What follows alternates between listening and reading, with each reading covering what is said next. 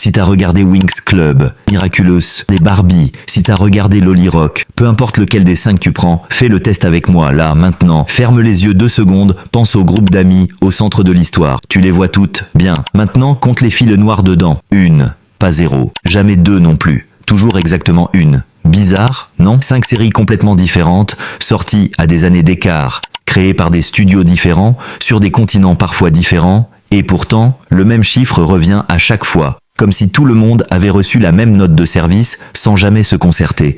Et le truc c'est que quand t'étais petite, tu l'as jamais remarqué. C'est normal, on regarde pas un dessin animé en faisant des statistiques, on le regarde pour rêver, pour s'identifier à l'héroïne, pour vouloir avoir ses pouvoirs ou sa garde-robe. Mais en grandissant, et surtout en revisionnant tout ça avec un œil un peu plus aiguisé, tu commences à remarquer des détails qui t'avaient totalement échappé à l'époque. Et celui-là, une fois que tu l'as vu, tu peux plus revenir en arrière.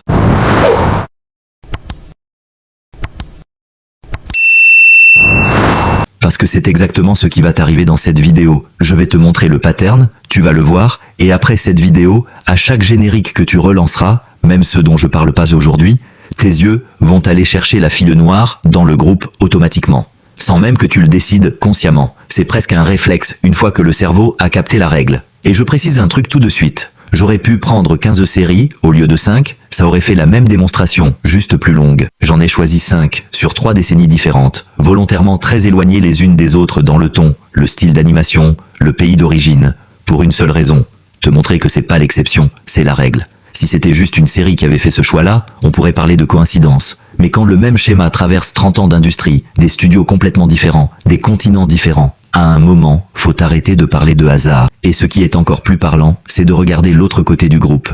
Parce que les héroïnes blanches, elles, ont droit à toute la diversité du monde. Blondes, brunes, rousses, yeux bleus, yeux verts, yeux marrons. Caractère timide ou affirmé, romantique ou cérébral, sage ou tête brûlée. La variété est infinie. C'est seulement quand on arrive à la place réservée à la fille noire que, soudain, la diversité s'arrête net et qu'un seul moule revient inlassablement. Alors on va faire les présentations. 5 séries, 5 groupes d'amis, et à chaque fois, une seule place réservée. Et tu vas voir, plus on va avancer dans cette vidéo, plus tu vas réaliser que c'est pas juste une histoire de chiffres, c'est presque un cahier des charges complet, avec des règles précises sur le caractère, sur la couleur de peau, sur le prénom, sur l'histoire d'amour, sur le temps de présence à l'écran. Et ça, je vais te le montrer, point par point. Taranay dans WITCH, Layla dans Winx, Alia dans Miraculous, Nikki dans Barbie, Talia dans Loli Rock. 5 séries, 5 décennies, même formule. Une héroïne blanche au centre, une fille noire dans son orbite.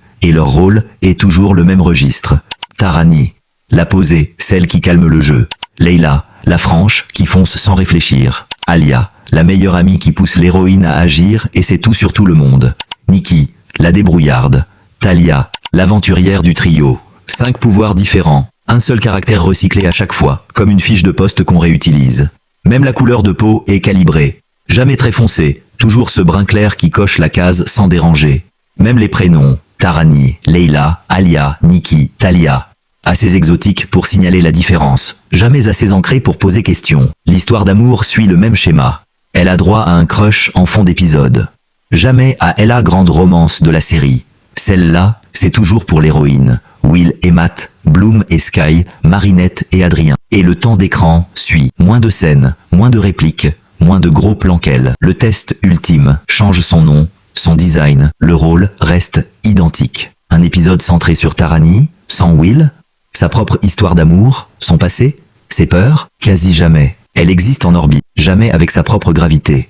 Et la preuve que c'est un choix, pas un manque de talent. Le jour où une série centre une fille noire, Doc McStuffins, Proud Family, elle a soudain droit à toute la palette. Timide, maladroite, amoureuse, elle doute, elle se trompe, elle grandit. 30 ans, même moule. 0 fille noire, ça fait mauvais genre. 2 dans le même groupe, ça déséquilibrerait la série. Le problème, c'est jamais l'absence totale, c'est la présence calibrée. Compte les filles noires dans le prochain générique que tu relances. Si c'est exactement 1, tu viens de retrouver la formule.